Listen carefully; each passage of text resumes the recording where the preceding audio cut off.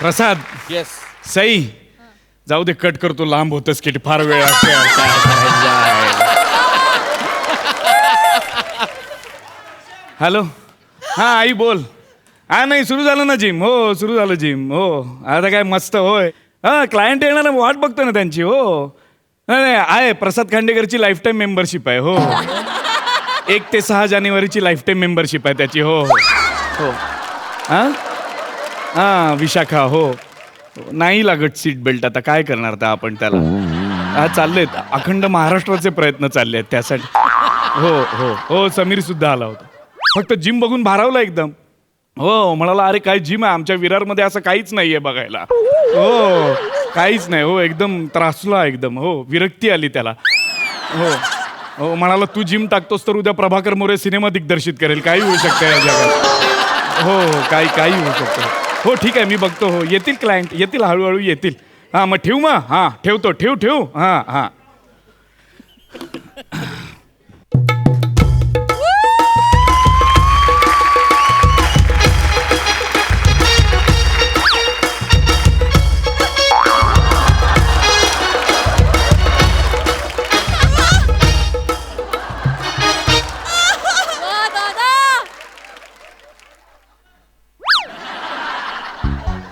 अरे संपलं बहुतेक निघू जावे. हो सर इकडे इकडे. अरे hello sir. Hello sir. Hello sir all is well. सगळं ओके आहे सर. Okay okay. कसे आहात तुम्ही सर कसे आहात.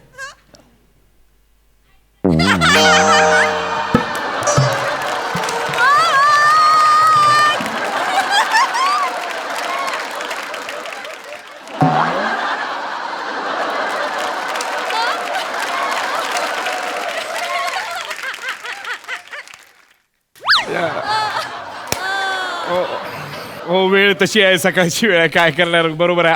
आळस येणारच sir. Sir new admission new admission yes no okay fine okay असेल हा ओके म्हणजे असेल आधी. ओके फाईन सर या ना बसा.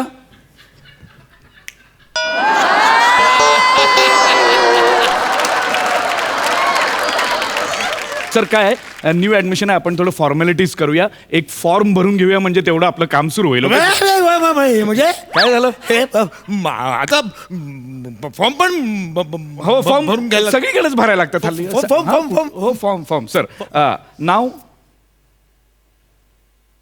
नाव आता गुलाबराव. आता गुलाबराव. बर आता गुलाबराव. ओके वय 39. Okay sir. पत्ता मधल्या काळात माझाच मला पत्ता नव्हता पण आता मला असं वाटतं की माझा पत्ता चालेल. हा सर सर पण काय लिहू काय इकडे. हातखंबा. हातखंबा. बरं हातखंबा. हे सगळं तुम्ही मला काय विचारताय. तुम्ही इकडे जिमला ऍडमिशन घेणार ना. इकडे तुम्ही जिमला ऍडमिशन घेणार ना. काय हो नाही मग त्यासाठी नाही आलो मी. मग मी बसायला आलो इकडे. हा मग बसा ना सर बसा ना प्लीज आहे बसा. बसणारच आहे मी. हा बसा बसायला आलोय मी. हा जिमला ऍडमिशन घेणार ना. नाही मग बसायला आलोय मी. दारू प्यायला आलोय. खंबा. कोण आहे हा माणूस. कुठून असा आतमध्ये आला. दारू कशी पिणार. इथे दारू कशी देता येईल. जिम आहे ही. दारू कुठून देणार. बार नाही. हा जिम आहे. मग चालू करा. मोक्याची जागा आहे. हाऊसफुल चालेल. चालू करा. अरे कशाला मी इथे बार चालू करेन. मला नाही करायचंय. मला जिम हवंय. इथे लोक व्यायाम करतात. ते काय धंद्यात काय मजा नाही. हा? काय दम नाही. त्यापेक्षा तुम्ही बार चालू करा. एकदम मस्त टाका बार. सका सुरू करा बार. मी जिमचा बार कसं करणार. काय फरक आहे जिम मध्ये आणि बार मध्ये. काय फरक काय जिम मध्ये आणि बार मध्ये. जिम आणि बार मध्ये काय फरक नाहीये. आयुष्यात कधी व्यायाम केलायस. कधी सूर्यनमस्कार तरी मारलेस का. सूर्यनमस्कार नाहीत. मी चंद्रनमस्कार मारतो.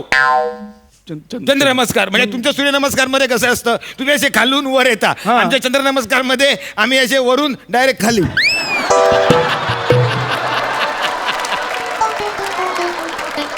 पण याचा काय फायदा. बरेच फायदे आहेत.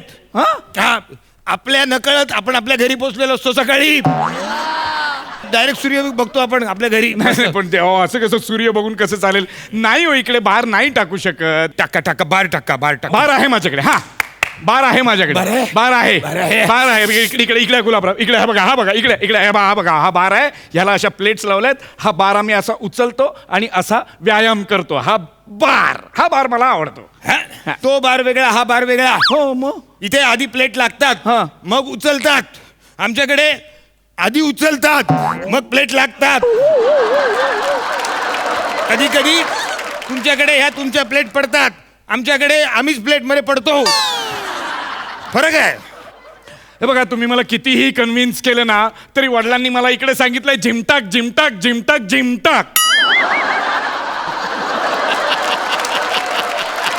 ते जिमटाक जिमटाक नको. बार सुरू कर. मी म्हणतो बार सुरू कर. बार टाक. बार सुरू कर. कशाला बार? आता मला सांगा, दरम्यानच्या काळात लोकांना घरी व्यायाम करायची सवय लागली की नाही? हो लागली आहे ना. लागले की नाही? हो, हो. म्हणजे याचा अर्थ काय, जिम बंद असेल तर लोक घरी व्यायाम करू शकतात, पण बार बंद असेल तर आपण घरी दारू तयार करू शकतो का?